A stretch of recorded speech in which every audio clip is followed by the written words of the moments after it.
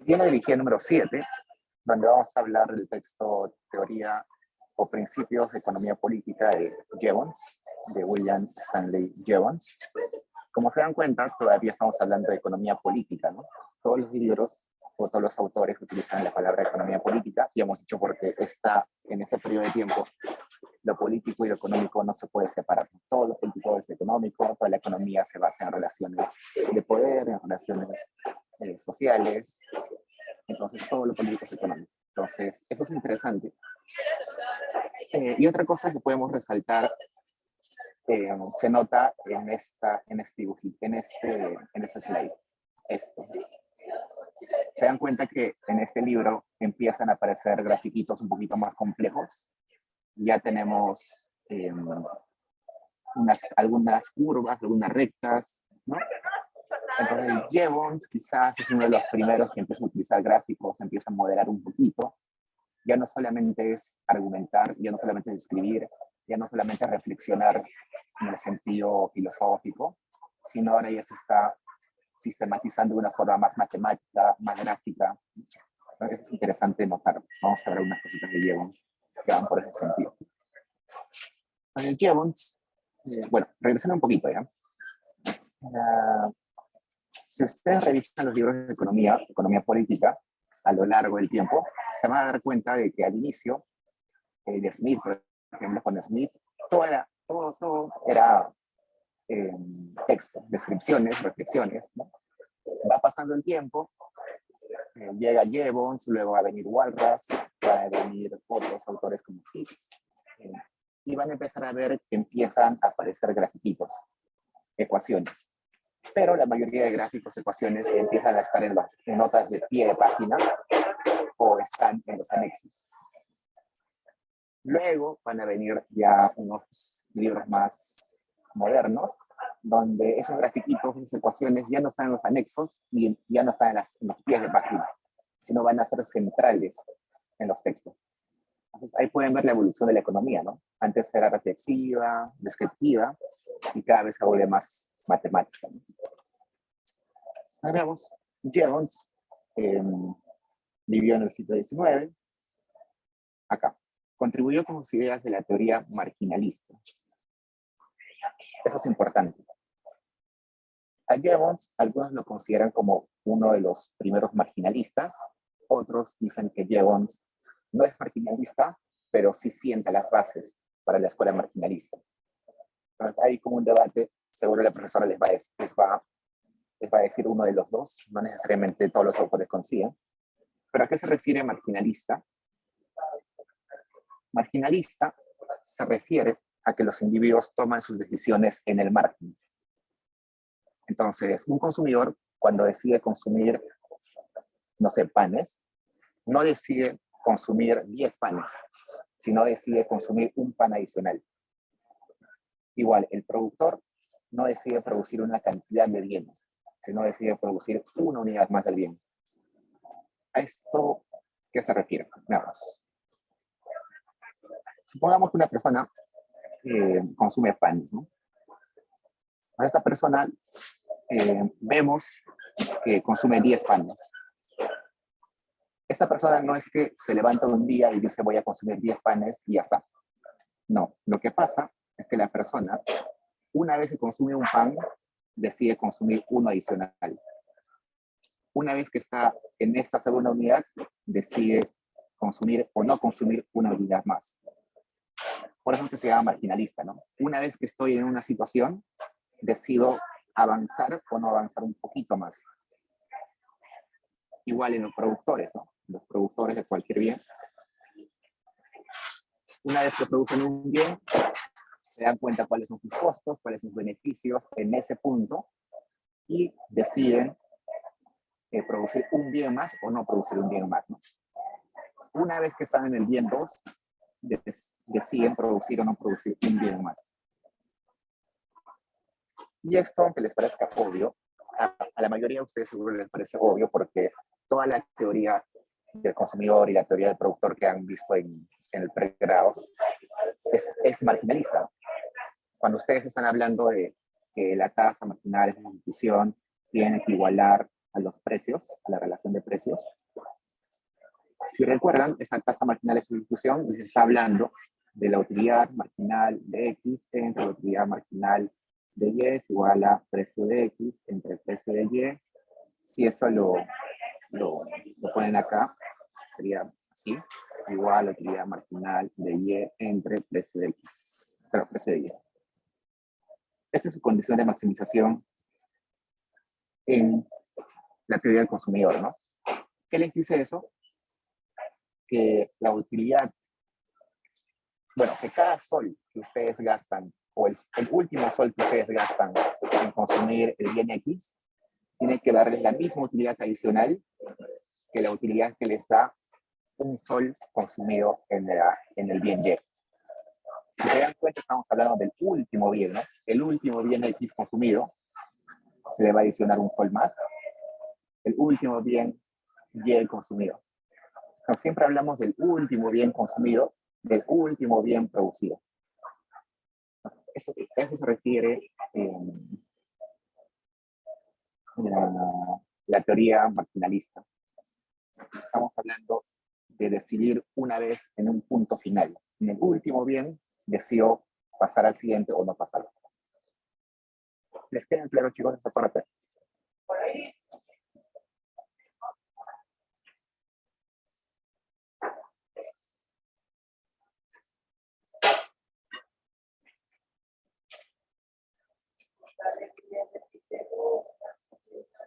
Ok, sigamos. Entonces, esta teoría marginalista no es, o sea, ustedes dicen, ok, suena lógico, pero esta nueva idea marginalista en realidad es una revolución de las ideas.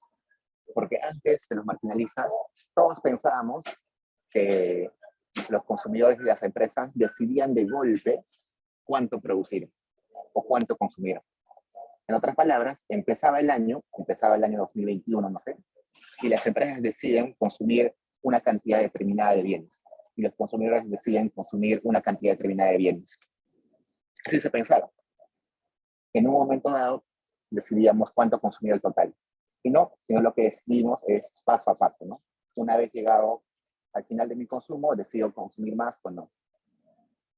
Entonces, estas ideas también las plantea Menger, y junto con Menger van a como sostener las bases de la escuela marginalista,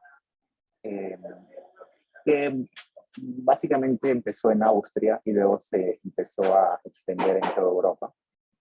Luego se extendió en toda Europa, en Cambridge, sobre todo, en la Universidad de Cambridge, y luego ya migra todas estas ideas a Estados Unidos, donde se va a popularizar más, y desde Estados Unidos se va a popularizar a todo el mundo.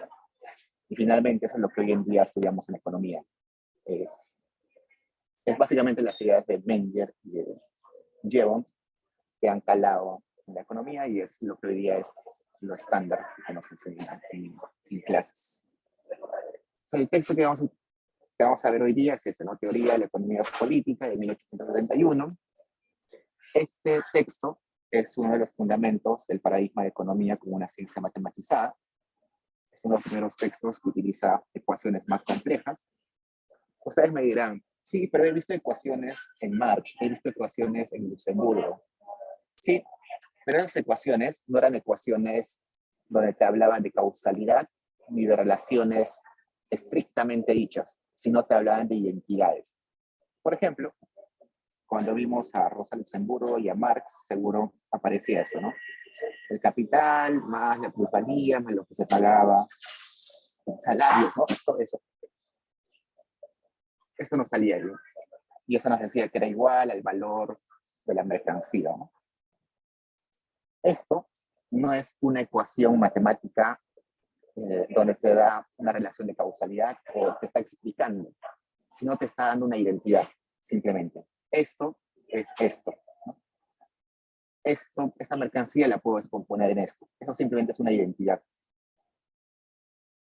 Otra cosa es una ecuación donde sí te explican el comportamiento. Por ejemplo, consumo es igual a consumo autónomo más propensión marginal a consumir por ingreso disponible. Acá sí te está dando causalidad, acá sí te aquí te está explicando un fenómeno económico, ¿no? Te está diciendo que a mayor ingreso disponible, mayor consumo. A mayor propensión marginal a consumir, mayor consumo. Ahí se dan relaciones de causalidad. Un aumento de tal cosa aumenta otra cosa. Entonces, la ciencia, sobre todo matemática, es esto. Esas relaciones de causalidad, esas relaciones sistematizadas, no estas de identidad. Por eso que todas las ecuaciones que aparecen con Marx, con Luxemburgo y con los de su época, no se consideran en realidad ecuaciones o modelos económicos. ¿Okay? ¿Hasta ahí preguntas, chicos?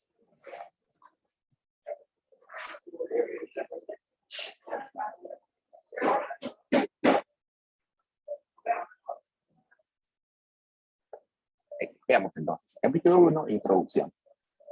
Entonces dice, el valor surge de la utilidad, la satisfacción o beneficio personal de la tendencia de n existencias de uno o unos bienes. Entonces, utilidad propiamente dicho, como lo entendemos hoy en día, como utilidad depende del consumo de varios bienes, eso recién empieza con nuestro amigo Jerry. Antes hablábamos de utilidad como sinónimo de satisfacción, ¿no? De cantidad de bienestar que me da. Pero propiamente dicho como ecuación, como una función, recién está apareciendo con Jevons. Pues nos dice n existencias, ¿no? N bienes, x1, acá, x2, x3, hasta xn. ¿Qué más? Acá me dice, el trabajo tiene impacto sobre el valor, pero esto es indirecto. Esto es interesante. Cuando hemos hablado de dónde surge el valor de las cosas, la mayoría de autores, más o menos, no exactamente, pero la mayoría coincidía en que el trabajo otorgaba valor a las cosas, ¿no? Las cosas tenían valor principalmente porque eran útiles, ¿no? Las cosas tenían valor porque eran útiles, pero además porque se aplicaba trabajo para su producción, ¿no? Una cosa que no necesita trabajo para su producción no tiene valor, ¿no? Por ejemplo, el aire. El aire es muy valioso en el sentido de que me da utilidad, pero como no hay trabajo para conseguirlo, no cuesta nada. Para que algo tenga valor, tiene que haber trabajo. En eso coincidían la mayoría de filósofos, de economistas. Ahora, con los marginalistas y desde Jevons, el trabajo ya no es relevante, ya no es tan central en la economía. Si nos damos cuenta, antes de Jevons, sin trabajo no había valor, y sin valor no había mercancías, no había bienes para transar, por tanto no había economía, ¿no? Estaríamos en una economía totalmente no capitalista o sin transacciones. Pero desde Jevons se le quita protagonismo al trabajo. El trabajo es un factor productivo más. Está al mismo nivel que el capital, está al mismo nivel que las tierras, está al mismo nivel que las maquinarias, que todo lo demás. Ya no es central, solamente es un factor productivo más. Entonces, dicho eso, si ahora estamos hablando de utilidad como algo que se puede estudiar porque está en función de otras cosas, de otros bienes, entonces la idea es empezar a ver cómo se comporta esa función de utilidad o ese comportamiento de la utilidad. Por tanto, hay que estar más cuidadoso para comprender la estructura de esa utilidad y cómo los deseos de la persona terminan formando su utilidad. Después de varios años, luego de Jevons, seguro los economistas empezaron a poner funciones así, ¿no? Logaritmo de x más logaritmo de y, seguro en micro han visto algo así. O utilidad es igual a x más logaritmo de y. O utilidad es x más y. O utilidad es mínimo de x, y. Esas formas matemáticas que tiene la utilidad no son gratuitas. No es que a un economista se le ocurrió y lo puso. No, sino cada una de esas ecuaciones está reflejando cuáles son los deseos de las personas.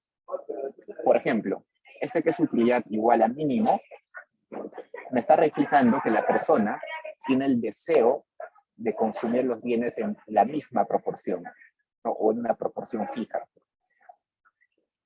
porque los bienes son complementarios.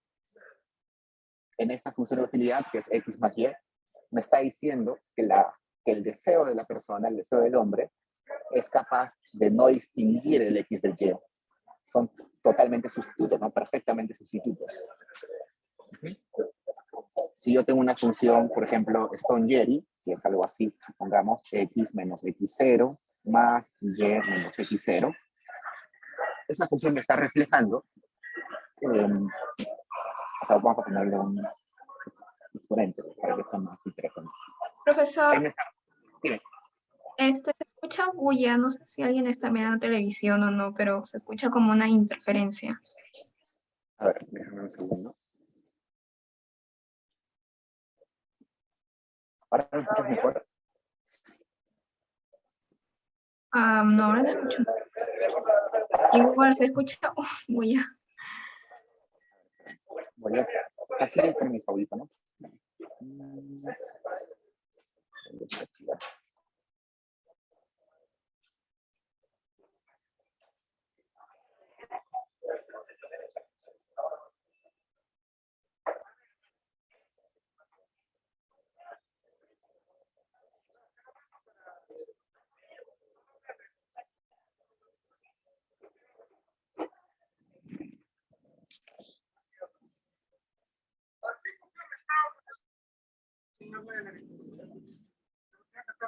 A ver.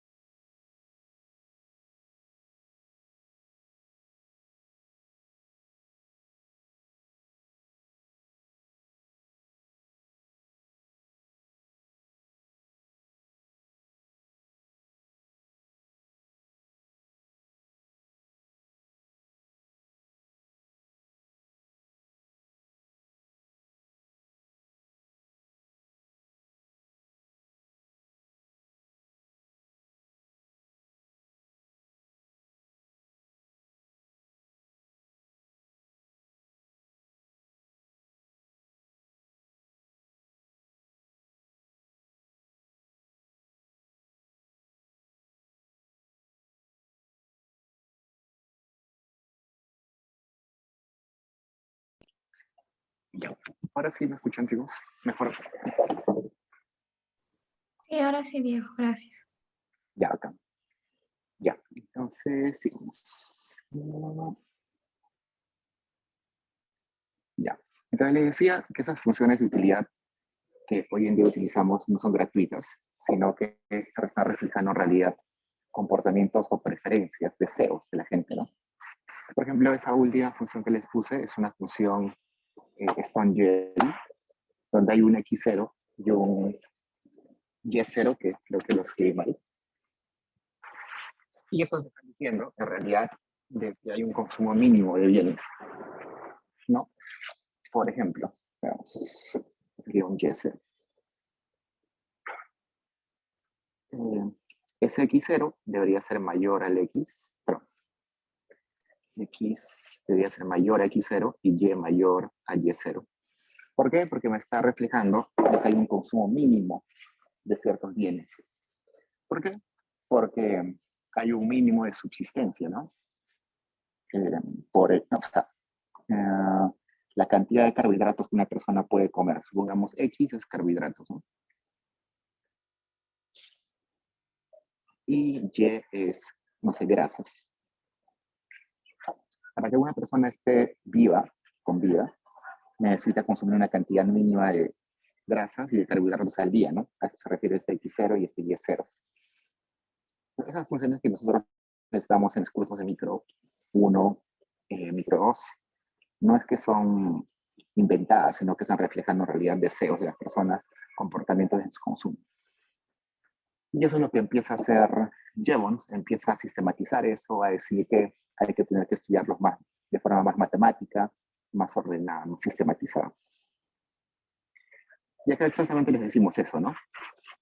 Un, eh, para esto uno debe dominar conocimientos sobre la matematización de la realidad, porque estamos lidiando después de todo con magnitudes.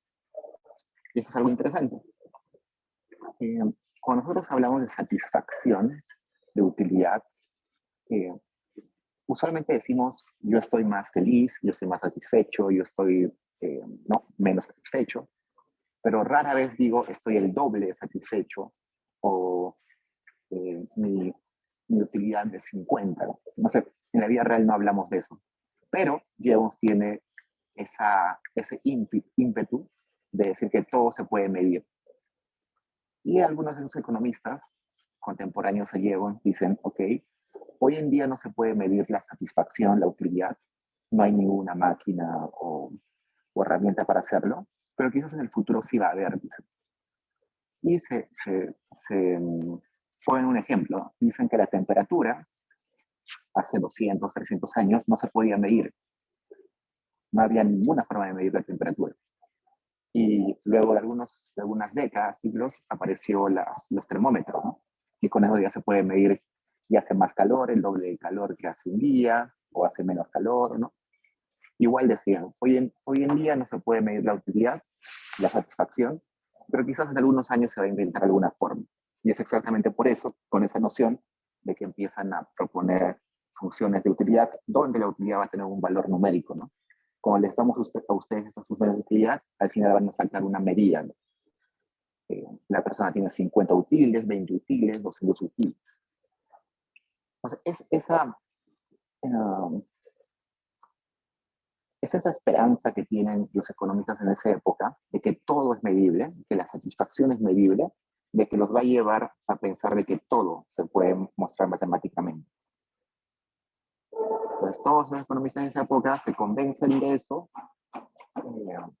y eso se contagia al resto de economistas y hasta hoy en día seguimos con eso. Hasta hoy en día todos los economistas planteamos modelos econométricos, modelos bien complejos eh, donde hay un montón de ecuaciones, y eso básicamente porque estamos esperanzados en que todo se puede medir. Bueno, y eso es lo que vamos a discutir ahorita, ¿no? La capacidad de medición exacta. Y acá dice, ninguna ciencia comenzó teniendo todas las mediciones necesarias para florecer en sus más sofisticadas iteraciones. Cuando surgió la electricidad no había ni unidad con la cual medirla. Cuando queríamos medir la temperatura no había unidades, no había herramientas para medirla. Cuando queríamos medir el tiempo, no teníamos forma, ¿no? Hasta que llegó un momento en que se inventó los usos horarios o los minutos, hubo un consenso en cómo medir el tiempo, ¿no? También cómo medir la temperatura, cómo medir el flujo eléctrico. Igualito, dicen estos economistas, que en el futuro se va a poder medir la utilidad. En ese sentido, la economía no era distinta a esas ciencias. Se encontraba frente a un problema fundamental: cómo medir su base, los sentimientos humanos, principalmente cómo medir la utilidad, ¿no? Cómo medir cuánta felicidad me da el consumo de un bien o cuánta desutilidad me da consumir un mal.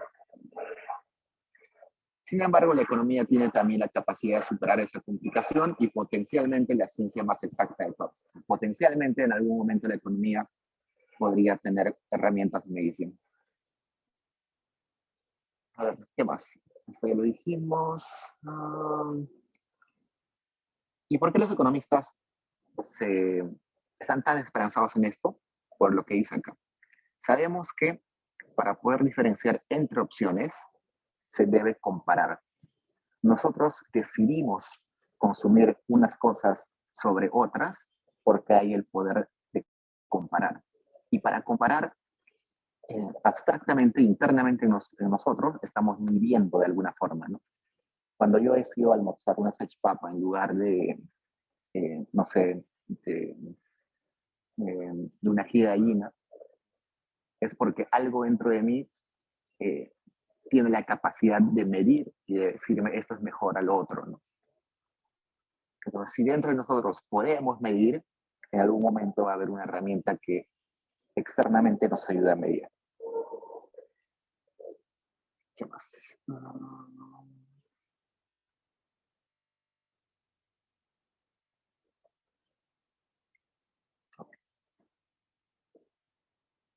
Y bueno, si acá nos damos cuenta que dice, revela acá, las preferencias revela ordinal y esta revela cardinalidad. Acá creo que está más redactado. Debería ser que revela ordinalidad más no cardinalidad.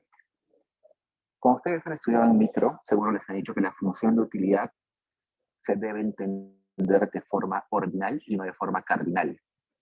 ¿Eso qué quiere decir?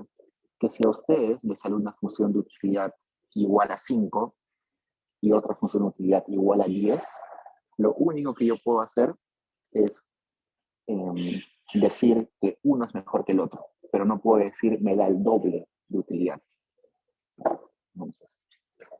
Yo pongo acá, una canasta A me da 5 útiles.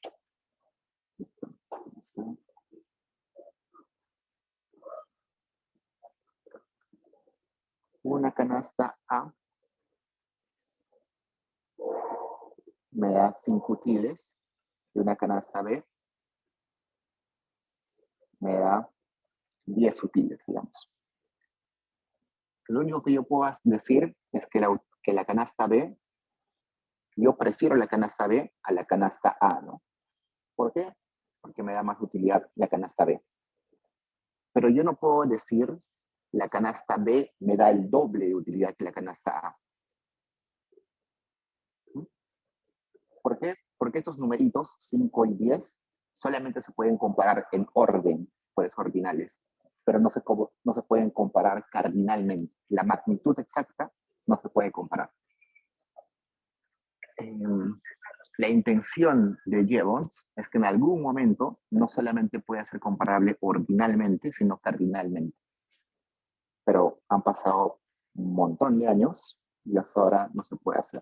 Hasta ahora seguimos diciendo que solamente las funciones son ordinales y no cardinales. Preguntas así, chicos.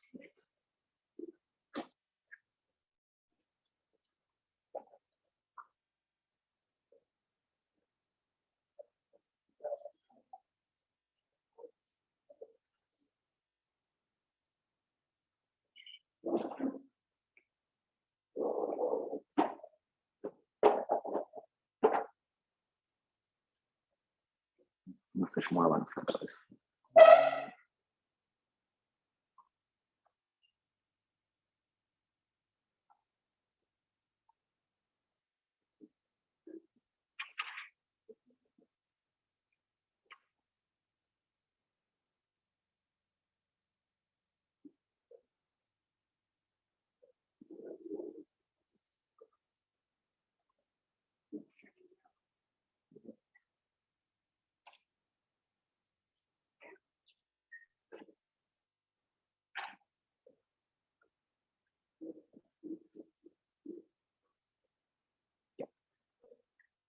Acá, la medición de sentimientos y razones. Pero ¿en qué medida se van a medir los sentimientos y el placer? No, no sabemos. No se puede medir en kilómetros ni en metros. No. O sea, dice, la unidad quizás sea difícil o imposible de determinar, pero es posible medir en ausencia de esta porque podemos observarlas en comparación bajo el sistema del sentimiento del ser humano. O sea, no es necesario saber el número exacto, pero sí es posible ordenarlo, eso sí. Y bueno, es el mismo hombre el que juzga estas motivaciones y estará sujeta a las complejidades de cada persona, lo cual también hace difícil de comparar. Lo que es preferido para mí quizás va a ser no preferido para otra persona. Entonces, no solamente es un problema de cómo medir, sino que esas preferencias no son consistentes entre personas y también no son consistentes dentro de la misma persona en diferentes periodos de tiempo, ¿no? Yo les puedo decir hoy día, prefiero las salchipapas frente a los ají de gallina, pero seguro mañana me siento diferente y digo todo lo contrario, ¿no? Que prefiero las ají de gallina frente a las salchipapas, ¿no? Entonces, esa inconsistencia entre personas y inconsistencia temporal hace mucho más difícil medir esas utilidades o preferencias. ¿Qué más? Dijimos esto. Si sube el precio del azúcar, quizás no todos consuman menos, quizás algunos dejen de consumir más que otros, pero resulta innegable, definitivamente, que como masa la humanidad involucrada reaccionará en promedio o como agregado disminuirá puntualmente su consumo conjunto de azúcar. Pero si bien es cierto, hay esa inconsistencia entre personas, inconsistencia temporal, pero hay cosas que son generales, ¿no? Que en agregado sí van a servir. Por eso es que la ley de la demanda y la ley de la oferta se cumplen siempre, ¿no? O en casi todos los casos, ¿no? Si sube el precio de un bien, evidentemente la gente va a consumir menos de ese bien. Si sube el precio de un bien, las empresas van a producir o van a querer vender más de ese bien, ¿no? Entonces, si bien es cierto, hay inconsistencias dentro de las personas, pero a nivel agregado, eso no va a hacer de que cambie. Eso no va a afectar a que se cumplan ciertas leyes, como esa ley de la oferta, la demanda.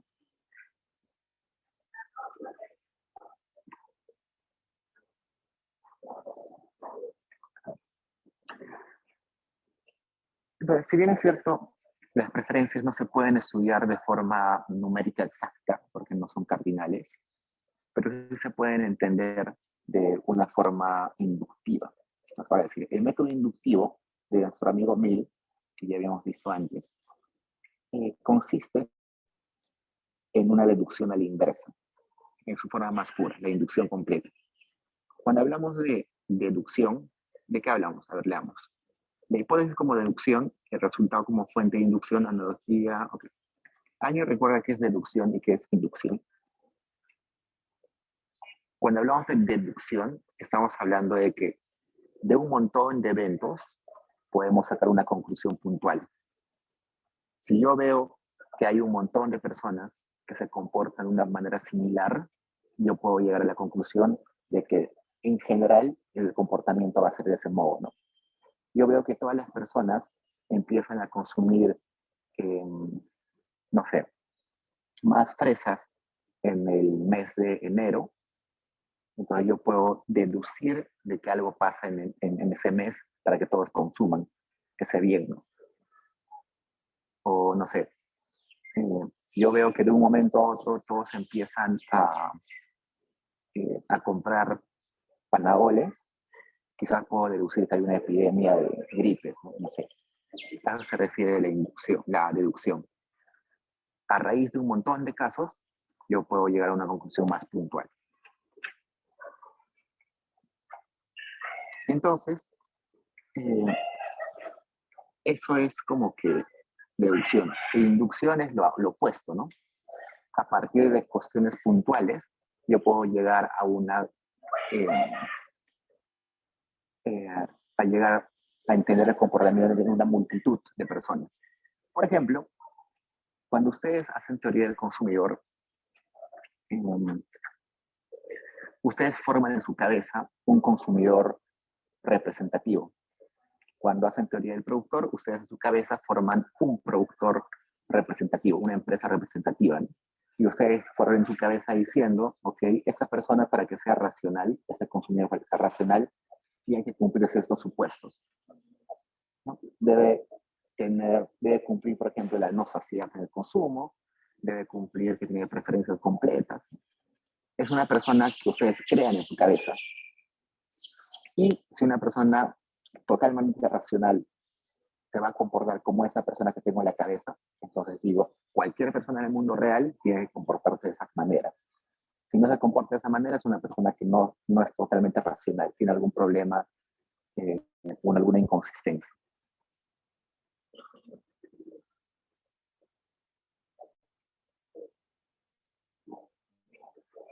Entonces, en base a esos dos, inducción y deducción, la economía de Gibbons va a tratar de fundamentarse.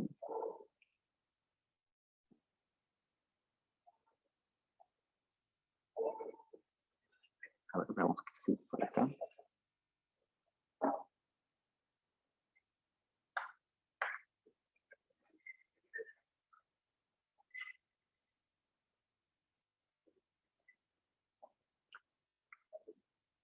Un segundo, quiero desactivar esto.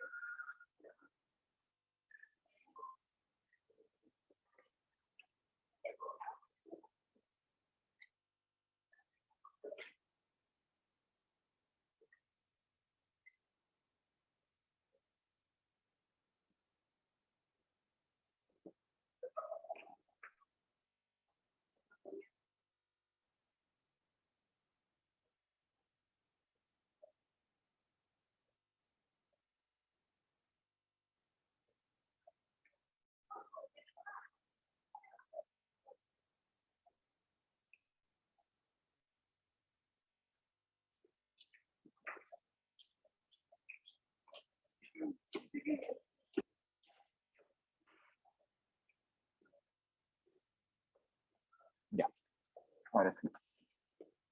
Entonces acá dice, la economía no ha de dar a parar como una mera versión especializada de la historia, ha de nutrirse de la ciencia social, de la sociología, la ciencia de la evolución y las relaciones sociales. Hubo un momento, sobre todo con Marx, en que la economía se, se entendía como simplemente una recopilación de eventos históricos. Estoy hablando del Marx en los primeros escritos, no en el Marx posterior. Pero en Marx en los primeros escritos básicamente era estudiar el pasado, los sistemas económicos del pasado, pero como quitándole la noción de que hay relaciones entre personas. A ver. Entonces, a ver cómo les digo. Ya. La teoría del consumidor que hoy día tenemos en microeconomía, si se dan cuenta, no decimos nunca un consumidor que vive en 1900 tantos o un consumidor de Perú que vive en el 2008, ¿no? Se dan cuenta que nunca decimos eso. El consumidor que siempre pensamos, el consumidor representativo, es un consumidor que puede ser de cualquier periodo del tiempo, que puede ser de cualquier lugar en el mundo, ¿no? Es como una persona que puede estar en cualquier lugar. Es una persona desarraigada de tiempo y de lugar. Y eso es interesante, ¿no? Porque en teoría, todas las personas en cualquier lugar donde estén y en cualquier año o periodo que estén en la historia deberían comportarse según la teoría del consumidor. Igual en la teoría del productor, cualquier empresa, en cualquier entorno, en el tiempo, en cualquier lugar, debería comportarse de esa forma. ¿De qué forma? De una forma optimizadora. Eso es lo que estudiamos hoy. Ese consumidor representativo, esa empresa representativa, están libres de un contexto social, están libres de un contexto político, están libres de un contexto institucional. Eso, que hoy en día es normal cuando estudiamos micro, no era normal en la época de Jevons. En la época de Jevons era totalmente válido, inclusive necesario, que tengamos que contextualizar dónde las personas desarrollaban sus actividades. Por eso es que no solamente hay que hablar, no solamente hay que hablar de la parte lógica, sino hay que hablar de la parte social, la parte de la sociología, la evolución, ¿no? Y tiene sentido. Por ejemplo, si yo voy a un mercado a comprar, no sé, una laptop, uno dice, el consumidor es libre, el productor es libre, entonces va a llegar a un acuerdo donde ambos van a estar beneficiados, ¿no? Pero puede suceder de que el que me está vendiendo la computadora sea un monopolista, tenga poder de negociación más que el consumidor. Entonces, evidentemente va a aumentar el precio. En el mercado de trabajo, ¿no? En el mercado de trabajo, en teoría, según los libros de microeconomía, el salario va a ser igual a la productividad marginal del trabajo. Es decir, le van a pagar exactamente al trabajador lo que produce. No, si una persona es más productiva, le van a pagar un salario mayor. Eso es lo que predice la teoría microeconómica. Pero no estamos tomando en cuenta que las empresas siempre tienen mayor poder de negociación que los trabajadores, ¿no? Una empresa tiene una maquinaria de abogados, una maquinaria de eh, un montón de dinero que puede contratar abogados, puede protegerse, ¿no? Mientras que un trabajador que está buscando un empleo evidentemente no tiene esa capacidad, ¿no? Es por eso que los salarios no crecen con tanta regularidad, ¿no? Crecen muy poco. Inclusive, en términos reales, el salario está creciendo en los últimos tiempos. Y eso tiene que ver porque es un contexto, ¿no? Es un contexto institucional, es un contexto donde no hay protección muy fuerte a los trabajadores, sino que hay más libertad para las empresas. Entonces, eso, en cierto modo, hoy en día se ha perdido en la economía, pero en la época de Jevons sí se tomaba en cuenta.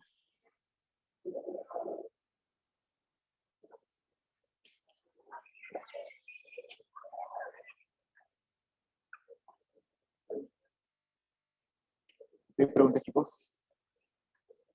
Ok, entonces hemos hablado de utilidad varias veces, creo que he hecho como 50 veces la palabra utilidad, pero ¿qué es la utilidad? Entonces, hay una escuela que se llama el utilitarismo. El utilitarismo básicamente nos dice de que la felicidad humana es el fin de cualquier relación humana. Y uno de los teóricos del utilitarismo es Bentham. Bentham tiene su escuela que se llama la encuesta bentamita, y dice que el placer y el dolor están gobernados por lo que resulta importante para el hombre en cuestión. La escuela bentamita dice que la utilidad de una sociedad es igual a la suma de utilidades de todas las personas. Entonces yo sumo la utilidad de cada persona del Perú y ahí tengo la utilidad del país. Esto es algo que hemos seguido arrastrando hasta hoy. Cuando ustedes estudian macro, están pensando en el agregado de las personas, ¿no? Suman el consumo de todas las personas y tienen el consumo agregado. Y evidentemente la utilidad de las personas depende un montón del consumo. Pero no es la única escuela que existe. Hay otras escuelas, por ejemplo, la escuela de Raúl. La escuela de Raúl, perdón, de Raúl, RAW, lo que dice es que la utilidad de un país es igual a la utilidad de la persona con menor utilidad. Eso es muy distinto, ¿no? Esa escuela me está diciendo que la utilidad depende de que la última persona y la persona más desfavorecida esté mejor. En la escuela bentamita, o de Bellman, no importa que una persona esté mal y otra persona esté súper bien, porque en agregado la economía está súper bien, ¿no? Entonces, en la escuela bentamita no importa las desigualdades. Bentham no se preocupa de que haya desigualdad. La otra escuela que dice de Raúl, de RAW, sí se interesa en la desigualdad. Entonces, algo interesante que quizás hay que tomar en cuenta es este, ¿no? Que toda la teoría microeconómica se basa básicamente en Bentham. Jevons basa su teoría en Bentham, que se preocupa de sumar la utilidad, pero no se preocupa de la desigualdad y las asimetrías. Algunos son más felices y otros son más infelices. ¿Así preguntas, chicos?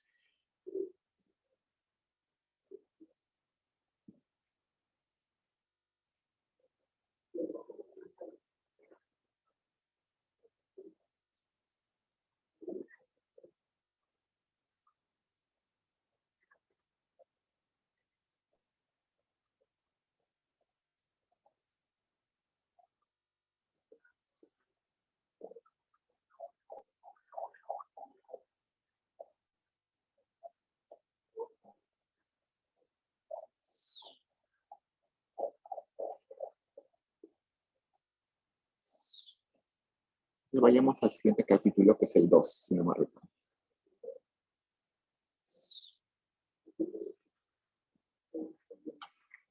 El capítulo dice el dolor, bueno, el placer y el dolor como cantidades. Para un individuo el dolor será mayor respecto a los siguientes componentes. Entonces, para evaluar el dolor hay que tener en cuenta la intensidad, la duración, la inminencia y la cercanía, ¿no? Evidentemente, mientras más grande es la insatisfacción por algo, yo soy peor, pero si esa insatisfacción dura más tiempo, yo voy a estar mucho más peor, mucho peor. No sé por qué dije más, ya, mucho peor. Pero eso tiene que ver con lo siguiente. Si yo sé que ese momento desagradable va a durar muy poco tiempo, yo voy a estar dispuesto a tener ese momento, ¿no? Pero si yo pienso que ese dolor o esa insatisfacción va a durar mucho tiempo, seguro que yo voy a estar como no, voy a estar resignado. Y la inminencia tiene que ver con eso, ¿no? Si yo sé que algo desagradable va a pasar inminentemente, también voy a estar resignado, no me va a importar. Pero si sé que se puede evitar, seguro que voy a buscar evitarlo. Veamos, el dolor es en efecto el opuesto al placer. Se deriva de esto que el placer y el dolor se encuentran en un mismo espectro. Entonces, es como si fuera una línea continua, ¿no? Más a la izquierda estás, más insatisfacción, más a la derecha estás, tienes más placer. Esto se da de manera tal que el dolor actúa como una resta sobre el placer y viceversa. En nuestro espacio de interés, el punto en el que este dolor, este placer se cancelan entre sí.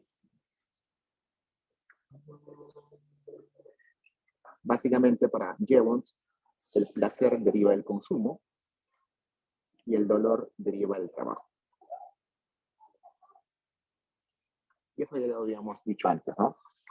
Cuando nosotros tenemos nuestro modelito de microeconomía de trabajo, siempre decimos que la utilidad de una persona depende de dos cosas, ¿no? Depende del consumo y depende de la cantidad de horas de ocio. Pero resulta que la cantidad de horas de ocio está condicionada a que tengo que trabajar. Esta cantidad de horas de ocio es nada menos y nada más que la cantidad de horas que yo tengo disponibles, menos la cantidad de horas que yo trabajo. Entonces, hay un dolor que es inevitable, y ese dolor inevitable es el trabajo. Pero es inevitable por el hecho de que sin trabajar, sin aceptar ese dolor, yo no puedo acceder al consumo. Entonces, el consumidor tiene que llegar a un equilibrio, ¿no? La cantidad necesaria de dolor para poder consumir y por tanto tener utilidad.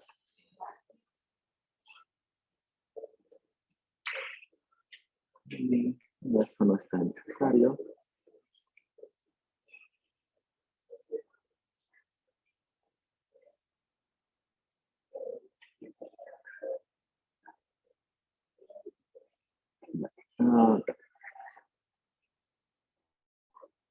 dice, la utilidad no existe cristalizada materialmente sobre las mercancías, no es inherente. ¿Eso qué quiere decir? Las mercancías o los bienes en sí no dan utilidad, sino la utilidad se genera en la interacción entre mercancía y persona. ¿Eso qué quiere decir? Cuando yo tengo un conjunto de bienes, esos bienes no me aseguran que yo acceda a una cantidad de utilidad fija, sino depende de cuánto lo valore la persona, de cómo lo utilice la persona. Eh, por ejemplo, mm, yo tengo un iPhone. Para mí ese iPhone no me da mucha satisfacción porque no utilizo sus aplicaciones, nada de eso. Pero para mi hermano, por ejemplo, tener un iPhone es como, wow, la gran cosa. O sea, al comprar el iPhone, no estoy comprando una cantidad de utilidad fija, sino que estoy comprando simplemente la posibilidad de acceder a un grado de utilidad y ese grado de utilidad va a depender de quién lo utilice, ¿no?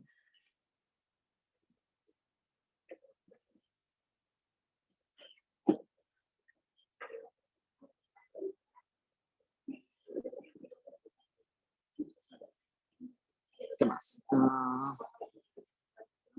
Y es exactamente por qué dice eso, ¿no? La utilidad no es una cualidad intrínseca de las cosas, sino se expresa en relación con la humanidad. ¿No? La utilidad no es proporcional con las mercancías. Por ejemplo, un ejemplo es el siguiente. Si yo consumo un helado, supongamos que me da 5 útiles de satisfacción. Si yo me como 10 helados, no me va a dar 50 útiles de utilidad, ¿no? No es que consumo un helado y me va a dar una utilidad, y si consumo 2 helados, me va a dar el doble de utilidad. No, no. No es lineal la relación. Al contrario, a veces puede ser totalmente opuesto, ¿no? Si yo como un helado, seguro voy a estar muy feliz porque sacié mi necesidad. Consumo el siguiente helado y voy a tener una utilidad un poquito, pero ya no tanto como la primera. Consumo la tercera, la cuarta, la quinta y seguro al sexto helado ya no me va a hacer bien el helado, sino me va a hacer mal, me va a hacer daño, me va a dar indigestión. Entonces, no hay una proporción entre cantidad de lo que consumo con la utilidad. Puede ser que pueda consumir un montón de algo, pero termina dándome indigestión, dolor de cabeza, no sé. Entonces, eso también es necesario tener en cuenta. Okay. Lo que me interesa acá es esto. ¿Dónde está? Esto. Esta ecuación.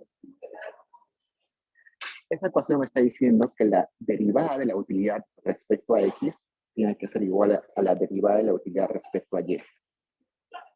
Y esto se parece mucho a la ecuación que les escribí al inicio. ¿Se acuerdan que les puse tasa marginal de sustitución igual a la relación de precios? Asuman que ambos bienes cuestan lo mismo. El bien X y el bien Y cuestan lo mismo. Entonces, si cuestan lo mismo, se va a cumplir esto. La última unidad de X que yo consumo me da la misma utilidad que la última unidad de Y que consumo. ¿Qué pasa si estamos en esto, en una desigualdad? La última unidad de X que consumo me da más utilidad que la última unidad de Y que consumo. Si yo estoy en esa situación, yo voy a decidir consumir ¿qué? X o Y. Acá me está diciendo, la última unidad que consumes de X te da más utilidad que la última unidad de Y que consumes.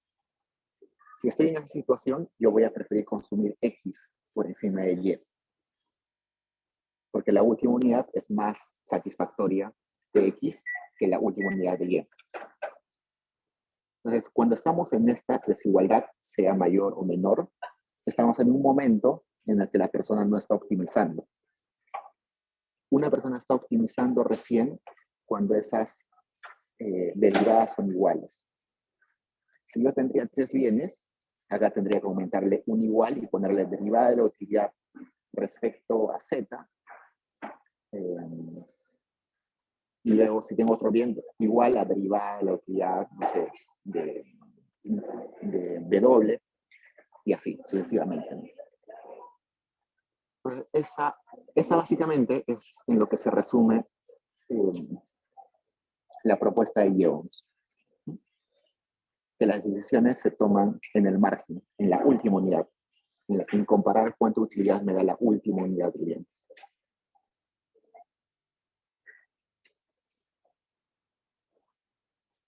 Pregunta, chicos, ahí.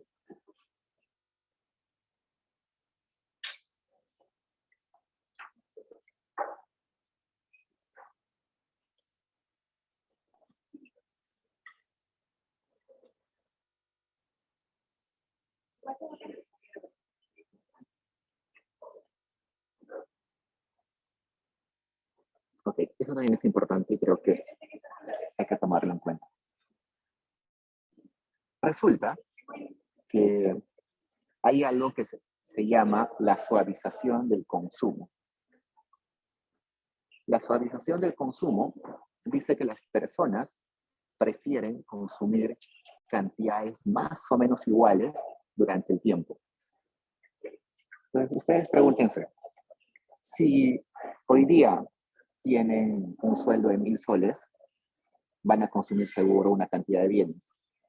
Si por alguna razón extraordinaria el siguiente mes su sueldo se duplica, van a almorzar 2 veces, van a desayunar el doble de veces, van a comprar el doble de ropa que compraban usualmente. No, no. Quizás van a almorzar un poquito mejor, quizás van a vestir un poquito mejor, pero no van a gastar el doble. A eso se refiere la suavización del consumo. Que los ingresos pueden ser muy fluctuantes, pero las personas deciden consumir más o menos lo mismo. Es por eso que en el caso de la pobreza en el Perú, la pobreza se mide en términos de consumo y no se mide en términos de ingreso. Si se midiera la pobreza en términos de ingreso, resultaría que las personas entran y salen de la pobreza muy rápido. Este mes soy pobre, al día siguiente consigo un empleo, ya no soy pobre. Luego, no sé, me enfermo y vuelvo a ser pobre. Entonces, eso hace que, como es muy fluctuante el ingreso, las personas eh, pasarían de ser pobres a no pobres y viceversa muy rápido. Es por eso que se mide la pobreza en términos de consumo. Las personas dicen, ok, este mes estoy ganando un montón, pero voy a consumir lo mismo de siempre y voy a ahorrar lo demás para épocas donde no esté tan bien, ¿no? Y así van más o menos suavizando su consumo en el tiempo. Y eso más o menos ya lo decía Jevons. Jevons decía que la cantidad de bienes que uno va a consumir más o menos se van a distribuir en el tiempo de una forma uniforme. Acá me está poniendo que yo consumo más o menos igual todos los periodos y en términos monetarios, eso multiplicado por precios, el valor va a ser más o menos el mismo.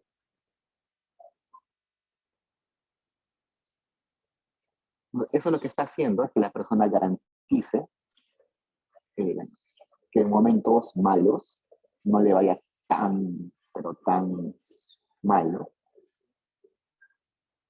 Eh, y veamos, eso tiene que ver con lo siguiente. Regresamos un poquito atrás.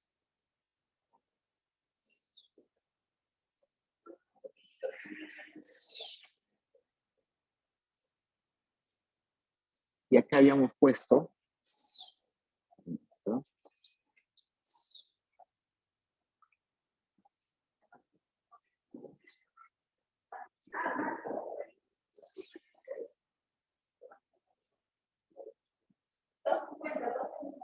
En un slide teníamos incertidumbre, no sé dónde está, pero resulta que las personas no solamente le temen al dolor o a los momentos incómodos, sino también le temen a la incertidumbre.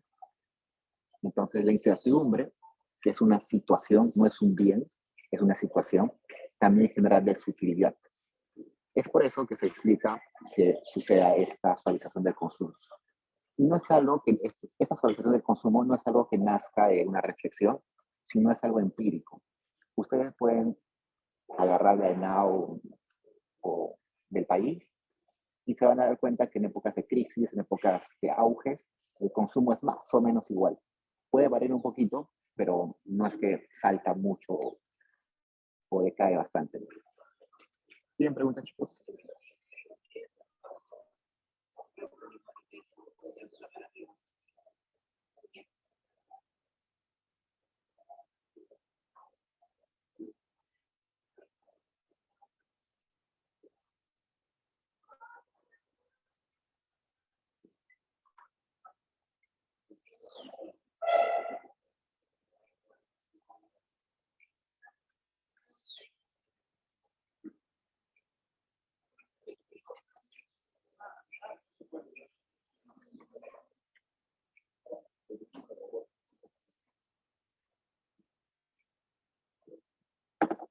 Lo que nos tiene que quedar de Jevons es que es el primero que empieza con la sistematización matemática de la economía. Y es el primero que propone que la utilidad puede ser medida en términos numéricos, términos matemáticos. Y que la utilidad no solamente depende de las cosas en sí, sino depende de, eh, de su relación con las personas. La utilidad no es una característica intrínseca a los bienes, sino es una característica que nace de la interacción entre personas y objetos y bienes. Otra cosa interesante de Jevons y que deben recordar es que el trabajo ya no es central como fuente del valor. El trabajo es ahora ya un factor productivo más. Es uno del montón de factores productivos más. Por tanto, se va a dejar de lado un poquito el trabajo y se va a dar prioridad a otras cosas, ¿no? Si se dan cuenta hoy en día, cuando hablamos de crecimiento económico, se da un montón de importancia al crecimiento del capital, a la entrada de divisas, y por ahí también se le da algo de importancia a la capacitación de las personas, a la cantidad de trabajadores, pero no tanto, ¿no? Y eso deriva de esa forma de pensar que ya venía con Jevons.